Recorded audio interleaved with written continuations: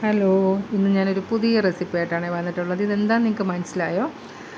നിങ്ങൾക്ക് മനസ്സിലായില്ലെങ്കിൽ നമുക്ക് വീഡിയോയിലോട്ട് പോകാം. ഇത് നല്ലൊരു ടേസ്റ്റായിട്ട് നമുക്ക് ചോറിനോടൊപ്പം കഴിക്കാൻ പറ്റിയ ഒരു സൈഡ് ഡിഷാണ്.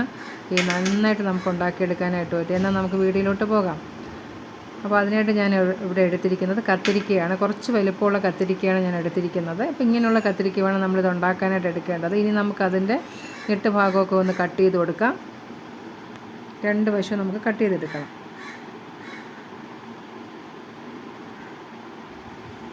നിങ്ങൾക്ക് വേണമെങ്കിൽ ഇത് തൊലിയൊക്കെ കളഞ്ഞെടുക്കാം, പക്ഷേ ഞാൻ തൊലിയൊന്നും കളയുന്നില്ല. തൊലി കളയണമെന്നുള്ളവർക്ക് ഇതൊക്കെ തൊലിയൊക്കെ കളഞ്ഞ ശേഷം മുറിച്ചെടുക്കാം. അതുപോലെ തന്നെ നമുക്കിതിൻ്റെ ഇങ്ങനെ മുറിച്ചെടുക്കുന്ന ഭാഗം കളയേണ്ട. നമുക്ക് ഫ്രൈ ചെയ്യുന്ന സമയത്ത് ഇതുകൂടെ നമുക്ക് ഫ്രൈ ചെയ്തെടുക്കാം.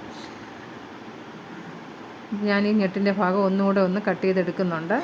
അപ്പോൾ ഇതൊന്നും നിങ്ങൾ കളയേണ്ട ആവശ്യമൊന്നുമില്ല. ഇത് നമുക്ക് ഫ്രൈ ചെയ്യുന്ന സമയത്ത് ഒന്നും കൂടെ ഫ്രൈ ചെയ്തെടുക്കാം. ഇനി ഞാനിത് മുറിച്ചെടുക്കുന്ന നീളത്തിന് നിങ്ങൾക്ക് വേണമെങ്കിൽ വട്ടത്തിനും അരിഞ്ഞെടുക്കാം. പക്ഷേ വട്ടത്തിനും നീളത്തിനും ഒക്കെ മുറിക്കുകയാണെങ്കിൽ നിങ്ങൾ കുറച്ച് കട്ടിയോടുകൂടി വേണം ഇത് മുറിക്കാനായിട്ട്. എന്നാലും നമ്മളുണ്ടാക്കുന്ന ഇതിന് ഒരു പെർഫെക്റ്റ് കിട്ടുകയുള്ളൂ. അപ്പോൾ ഞാനിവിടെ നീളത്തിനാണ് മുറിച്ചെടുത്തിരിക്കുന്നത്. അതേ കണ്ടോ, ഇതുപോലെ ഞാൻ മുറിച്ചെടുത്തിട്ടുണ്ട്. അപ്പോൾ നിങ്ങൾക്ക് തൊലി കളയണമെങ്കിൽ കളയാം. അപ്പോൾ ഇതേ അടുത്തത് ഞാൻ മുറിച്ചെടുക്കുന്നുണ്ട്.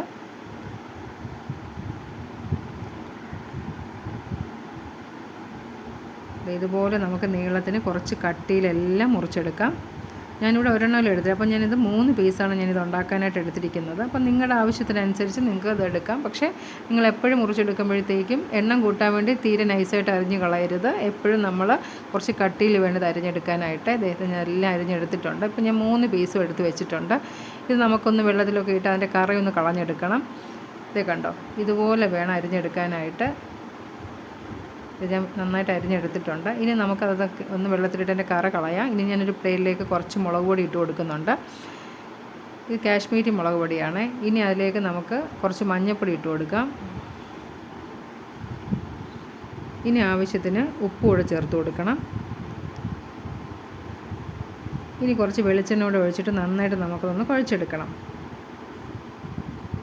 നമ്മൾ മീനൊക്കെ വറുക്കാനായിട്ടൊക്കെ എടുക്കൂലേ, അതുപോലെ നമുക്കിതൊന്ന് ചെയ്തെടുക്കാം. ഇനി നമുക്ക് ഒരു പകുതി നാരങ്ങ നീരൂടെ ചേർത്ത് കൊടുക്കണം. എന്നിട്ട് നന്നായിട്ട് നമുക്കതൊന്ന് ഈ കത്തിരിക്കയിൽ നമുക്കതൊന്ന് തേച്ച് വിടാം. നമ്മൾ മീനൊക്കെ മസാല പുരട്ടില്ല, അതുപോലെ നമുക്ക് ചെയ്തെടുക്കാം. ഇതെല്ലാം ഞാൻ ചെയ്തെടുത്തിട്ടുണ്ട് രണ്ട് വശത്തും. അതുപോലെ തന്നെ നിങ്ങളിതൊന്ന് ഫോർക്ക് കൊണ്ടൊന്ന് ഇത് കുത്തി കൊടുക്കുകയാണെങ്കിൽ ആ മസാലയിൽ അത് നന്നായിട്ട് പിടിച്ചിരിക്കും. ഇപ്പോൾ ഇതെല്ലാം ഞാൻ ഇതുപോലെ ചെയ്തെടുത്തിട്ടുണ്ട്. അപ്പോൾ നമുക്കിതൊന്ന് ഫ്രൈ ചെയ്ത് 10 മിനിറ്റ് കഴിഞ്ഞിട്ട് നമുക്കൊന്ന് ഫ്രൈ ചെയ്തെടുക്കാം. അതിനായിട്ട് ഒരു പാൻ അടുപ്പത്ത് വെച്ചിട്ട് ഞാൻ വെളിച്ചെണ്ണ ഒഴിച്ച് കൊടുത്തിട്ടുണ്ട്. വെളിച്ചെണ്ണ നന്നായിട്ട് ചൂടായി വരുന്ന സമയത്ത് നമുക്കിത് ഓരോന്നായിട്ട് അതിലോട്ടിട്ട് ഫ്രൈ ചെയ്തെടുക്കണം. അതുപോലെ തന്നെ ഫ്ലെയിം ഒന്ന് കൂട്ടി വെച്ചിട്ട് നമ്മളിത് ഇടുന്ന സമയത്ത് ഒന്ന് കുറച്ച് വെക്കണം. കാരണം അല്ലെങ്കിൽ അത് കരിഞ്ഞു പോകും. പിന്നെ നമ്മൾ ഉണ്ടാക്കുന്ന ഈ ഡിഷിന് ഒട്ടും ടേസ്റ്റ് ഉണ്ടാവില്ല. ആ കരിഞ്ഞതിൻ്റെ ടേസ്റ്റ് ആയിരിക്കും നമുക്ക് കിട്ടുന്നത്. അപ്പോൾ നമ്മളിത് ഉണ്ടാക്കിയെടുക്കുക എപ്പോഴും ശ്രദ്ധിക്കേണ്ട കാര്യം, നമ്മളെപ്പോഴും ഈ ഫ്ലെയിമൊക്കെ ഒന്ന് കുറച്ചിട്ട് വേണം ഇതൊക്കെ ഒന്ന് ഫ്രൈ ചെയ്തെടുക്കാനായിട്ട്. അപ്പോൾ നമുക്ക് തിരിച്ചും മറിച്ചും ഒക്കെ ഇട്ട് ഒന്ന് ഫ്രൈ ചെയ്തെടുക്കണം. ഒറ്റ സമയം കൊണ്ട് തന്നെ നമ്മൾ ഇടുകയാണെങ്കിൽ അതിൻ്റെ അടിഭാഗം നന്നായിട്ട് അങ്ങ് കരിഞ്ഞു പോകും. അപ്പോൾ നമ്മൾ എന്ത് ചെയ്യണം, നമ്മൾ തിരിച്ച് മറിച്ചും ഒക്കെ ഇട്ട് ഇതൊന്ന് ഫ്രൈ ചെയ്തെടുക്കണം. എന്നാൽ മാത്രമേ അതിനുള്ള നല്ലൊരു ടേസ്റ്റ് നമുക്ക് കിട്ടുകയുള്ളൂ. അപ്പോൾ ഇത് ഇങ്ങനെ ഇരിക്കുന്നത് കൊണ്ടാണ് നമുക്ക് ഈ തൊലി കളയണം ഞാൻ പറഞ്ഞത്. പക്ഷെ നിങ്ങൾക്ക് അതിൻ്റെ ആവശ്യമൊന്നുമില്ല. ഇതുപോലെ തന്നെ നമുക്ക് ചെയ്തെടുക്കുകയാണെങ്കിൽ കുഴപ്പമൊന്നുമില്ല, നല്ല ടേസ്റ്റ് ആയിരിക്കും. അപ്പോൾ ഇങ്ങനെ തൊലി കളയണമെന്നുള്ളവർക്ക് അത് കളയാം. അപ്പോൾ അത് ഞാനതൊന്ന് മറിച്ചും തിരിച്ചൊക്കെ ഇട്ടൊന്ന് ഫ്രൈ ചെയ്തെടുക്കുന്നുണ്ട്. അതുപോലെ തന്നെ നിങ്ങൾ എപ്പോഴും ഈ വെളിച്ചെണ്ണ വേണം ഇത് ഫ്രൈ ചെയ്ത് തന്നെ എടുക്കാനായിട്ട്. വെളിച്ചെണ്ണയിലാകുമ്പോഴാണ് അതിൻ്റെ ഒരു ടേസ്റ്റ് നമുക്ക് കിട്ടുന്നത്. അപ്പോൾ അത് ഞാനത് വെണ്ണയിൽ നിന്ന് മാറ്റുന്നുണ്ട്. ഇത് കരിഞ്ഞു പോയിട്ടൊന്നുമില്ല, അത് നന്നായിട്ട് നമുക്ക് പെർഫെക്റ്റായിട്ട് കിട്ടിയിട്ടുണ്ട്. അതുപോലെ തന്നെ ഞാൻ കട്ടിയിൽ അരിയണമെന്ന് പറയേണ്ട കാര്യം, നമ്മളിത് വറുത്തെടുക്കുമ്പോഴേക്കും തീരെ അതങ്ങ് നൈസായിപ്പോൾ. അതുകൊണ്ടാണ് കട്ടിയിൽ നമ്മൾ ചെയ്താലും നമുക്ക് ഇതുപോലെ കിട്ടുകയുള്ളൂ. അപ്പോൾ അതെല്ലാം ഞാൻ എണ്ണയിൽ മാറ്റുന്നുണ്ട്. ഇതെല്ലാം ഞാൻ മാറ്റി ഇതെല്ലാം എടുത്ത് വെച്ചിട്ടുണ്ട്. നമ്മൾ മീൻ പോലും ഇരിപ്പുണ്ട്. അപ്പോൾ ഞാൻ അതേ പാനിൽ തന്നെ കുറച്ച് വെളുത്തുള്ളി ചെറുതായിട്ട് അരിഞ്ഞതാണ് ചേർത്ത് കൊടുത്തിട്ടുണ്ട്. എണ്ണ കുറവാണെങ്കിൽ കുറച്ച് എണ്ണ കൂടെ നിങ്ങൾക്ക് ചേർത്ത് കൊടുക്കാം. പക്ഷേ ഇതിപ്പോൾ ആവശ്യത്തിനുള്ള എണ്ണ ഉള്ളത് കൊണ്ട് ഞാനിത് ഒഴിക്കുന്നില്ല. ഇനി ഞാൻ ഒരു സവാള അരിഞ്ഞതാണ്. അത് നിങ്ങൾക്ക് കുറച്ചുകൂടെ ചുവപ്പായിട്ട് വേണമെങ്കിൽ അരിഞ്ഞെടുക്കാം. ഇതിപ്പോൾ ഞാൻ നീളത്തിന് അരിഞ്ഞതാണ്, അത് അതിലേക്ക് ചേർത്ത് കൊടുത്തിട്ടുണ്ട്. ഇത് നന്നായിട്ടൊന്ന് വഴറ്റി കൊടുക്കാം.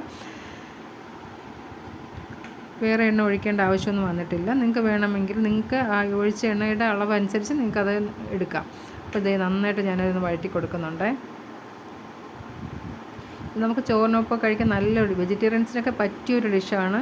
നിങ്ങളിതുപോലെ ഒന്ന് ട്രൈ ചെയ്ത് നോക്കൂ, നല്ല ടേസ്റ്റ് ആയിരിക്കും. ഇനി ഞാൻ അതിലേക്ക് ചേർക്കുന്നത് ടൊമാറ്റോ ആണ്. ഒരു ടൊമാറ്റോ ഞാൻ ചേർത്ത് കൊടുക്കുന്നുണ്ട്. നല്ല പുളിയുള്ള ടൊമാറ്റോ ആണത്. അപ്പോൾ അതുകൊണ്ട് ഇതിൽ വേറെ പുളിയൊന്നും ചേർക്കേണ്ട ആവശ്യമില്ല. പുളി കുറവാണെങ്കിൽ നിങ്ങൾ കുറച്ച് പുളി ഒന്ന് പിഴിഞ്ഞെടുത്ത് ഒന്ന് ചേർത്ത് കൊടുക്കണം. പക്ഷേ ഇതിൽ പുളി ഉള്ളതുകൊണ്ട് ഞാൻ പുളിയൊന്നും ചേർക്കുന്നില്ല. എന്നാൽ മാത്രമേ ഇത് ഉണ്ടാക്കുമ്പോൾ നല്ല ടേസ്റ്റ് കിട്ടുള്ളൂ. ഇനി അതിലേക്ക് ചേർക്കുന്നത് മുളക് പൊടിയാണ്. അപ്പോൾ ഞാൻ 1 സ്പൂൺ മുളക് പൊടി ചേർത്തിട്ടുണ്ട്. അപ്പോൾ നമ്മൾ ഫ്രൈ ചെയ്തപ്പോൾ ഉണ്ടല്ലോ, അപ്പോൾ അതുകൊണ്ട് നമുക്കിതിൽ കുറച്ച് മുളക് പൊടി ചേർത്ത് കൊടുത്താൽ മതിയാകും. ഇനി ആവശ്യത്തിനൂടെ ഉപ്പ് കൂടെ ചേർത്ത് കൊടുക്കാം. ഉപ്പ് കൂടി ചേർത്ത് കൊടുത്തിട്ട് നമുക്ക് നന്നായിട്ടൊന്ന് വഴറ്റി കൊടുക്കാം. ഇനി അതിലേക്ക് പെരുംജീരകപ്പൊടിയാണ്, അതും അതിലേക്ക് ചേർക്കാം. ഇനി കുറച്ച് കുരുമുളക് പൊടി കൂടെ നമുക്ക് ചേർത്ത് കൊടുക്കണം. എരിവിനായിട്ട് കുറച്ച് കുരുമുളക് പൊടി കൂടെ ചേർത്ത് കൊടുക്കണം. ഞാൻ പറഞ്ഞോളൂ, നിങ്ങൾക്ക് പുളി വെള്ളം വേണമെങ്കിൽ ഒഴിച്ചു കൊടുക്കണം. ഈ ടൊമാറ്റോയ്ക്ക് പുളി ഉള്ളത് കൊണ്ടാണ് ഞാൻ പുളി ചേർക്കാത്തത്. അപ്പോൾ നിങ്ങളതനുസരിച്ച് ചേർത്ത് കൊടുക്കണം. എന്തായാലും ഒരു പുളി വേണം നമ്മളത് ഉണ്ടാക്കുമ്പോഴേക്കും. അപ്പോൾ നന്നായിട്ട് നമുക്കതൊന്ന് വഴറ്റി കൊടുക്കാം. ഇനി അതിലേക്ക് ചേർക്കുന്നത് എന്താണെന്നറിയാമോ? നല്ല കട്ടിയുള്ള ഒരു 1/2 കപ്പ് തേങ്ങാപ്പാലാണ് ഞാൻ ചേർക്കുന്നത്. ഇത് 1/2 കപ്പോളം ഉണ്ട്. അത് അതിലേക്ക് ചേർത്ത് കൊടുക്കാം. ഇനി ഈ തേങ്ങാപ്പാലിൽ കിടന്ന് ഈ ടൊമാറ്റോയും സവാളയും നന്നായിട്ടൊന്ന് വെന്ത് വരണം. ഈ നന്നായിട്ടൊന്ന് വറ്റി വരുമ്പോൾ അതിനൊരു പ്രത്യേക ടേസ്റ്റ് കാണും. നമ്മൾ ഈ തേങ്ങാപ്പാലിൽ കിടന്ന് ഇത് വെന്ത് വരുമ്പോഴേക്കും ഇതാണ് ഇതിൻ്റെ നല്ലൊരു മസാല എന്ന് പറയുന്നത്. ഇത് കണ്ടോ, ഇത് നന്നായിട്ട് വറ്റി വരുന്നുണ്ട്. നിങ്ങൾക്ക് കുറച്ച് കറിവേപ്പില കൂടെ ചേർത്ത് കൊടുക്കാൻ മതി. പക്ഷേ എൻ്റെ കയ്യിൽ കറിവേപ്പില ഇല്ല, അതുകൊണ്ട് ഞാൻ ചേർക്കുന്നില്ല. നിങ്ങളുടെ കയ്യിൽ കറിവേപ്പില ഉണ്ടെങ്കിൽ നിങ്ങളത് മസ്റ്റായിട്ട് ചേർത്ത് കൊടുത്തിരിക്കണം. ഇനി നമുക്കൊരു വാഴയിലെടുത്ത് നന്നായിട്ടൊന്ന് വാട്ടിയെടുക്കാം. നമ്മുടെ മസാല തയ്യാറായിട്ടുണ്ട്. നല്ല ടേസ്റ്റാണ്. ഇത് വെറുതെ കഴിക്കാൻ നല്ല ടേസ്റ്റാണ്. ഇനി നമുക്കത് വാഴയിലോട്ട് കുറച്ചൊന്ന് വെച്ച് കൊടുക്കാം. വാഴയിലയിൽ തന്നെ നിങ്ങൾ പൊള്ളിച്ചെടുക്കണേ. ഞാൻ കുറച്ച് മസാല അതിലോട്ട് വെച്ച് കൊടുക്കും. നമുക്കത് 3 എണ്ണത്തിനും തികയും മസാല. ഇനി ഞാൻ നമ്മൾ ഫ്രൈ ചെയ്ത് വെച്ചിരിക്കുന്ന കത്തിരിക്ക അതിലോട്ട് വെച്ച് കൊടുക്കാം. ഇത് ഞാനത് വെച്ച് കൊടുത്തിട്ടുണ്ട്. കണ്ടോ, ഇതാണ് ഞാൻ കട്ടിയിൽ മുറിക്കണമെന്ന് പറയുന്നത്. ഇനി കുറച്ചുകൂടെ മസാല അതിൻ്റെ മുകളിൽ നമുക്ക് വെച്ച് കൊടുക്കാം. കണ്ടോ, നമ്മൾ മീൻ പൊള്ളിക്കുന്നത് പോലെ ഇല്ലേ, ഇത് കഴിക്കുമ്പോൾ നല്ലൊരു ടേസ്റ്റാണ്. നിങ്ങൾ ഇതുപോലെ ഒന്ന് ട്രൈ ചെയ്ത് നോക്കണേ. ഞാൻ മസാല കുറച്ചുകൂടെ അതിൻ്റെ മുകളിലോട്ട് വെച്ച് കൊടുത്തിട്ടുണ്ട്. ഇനി കുറച്ച് സവാള കൂടെ നമുക്ക് അതിൻ്റെ പുറത്തോട്ടൊന്ന് ഇട്ട് കൊടുക്കാം. ഇനി നമുക്കതൊന്ന് മടക്കി കൊടുക്കാം.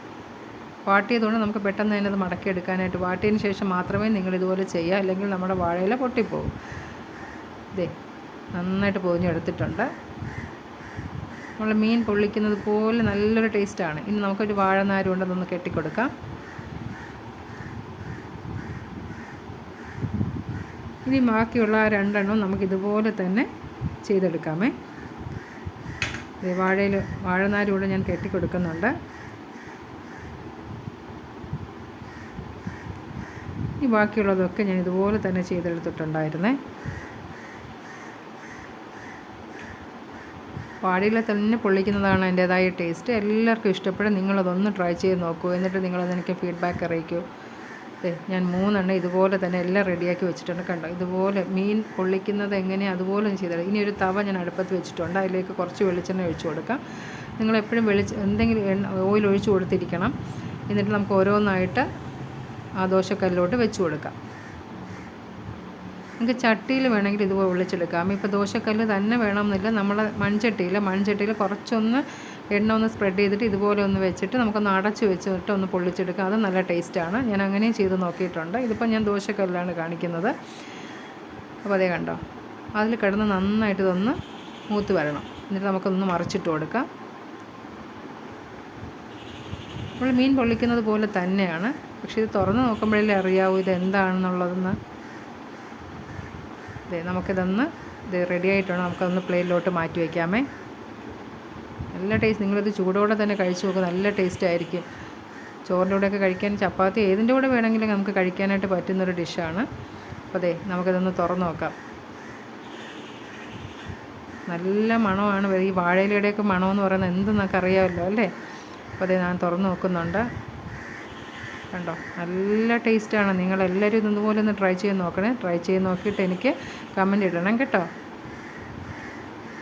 നല്ല ടേസ്റ്റുള്ള ഒരു ഡിഷാണ്. ചോറിനൊപ്പം കഴിക്കാം, ചപ്പാത്തിക്കൊപ്പം, ഏതിൻ്റെ ഒപ്പം വേണമെങ്കിൽ നിങ്ങൾക്ക് കഴിച്ചെടുക്കാം. നിങ്ങൾക്ക് ഈ റെസിപ്പി ഇഷ്ടമായാലും എല്ലാവരും ഒന്ന് ഷെയർ ചെയ്യാനും ലൈക്ക് ചെയ്യാനും അതോടൊപ്പം സബ്സ്ക്രൈബ് ചെയ്യാനും ഒന്നും നിങ്ങൾ മറന്നു പോകരുത്. എല്ലാവരും ഒന്ന് വീഡിയോ ട്രൈ ചെയ്ത് നോക്കണേ. Thank you.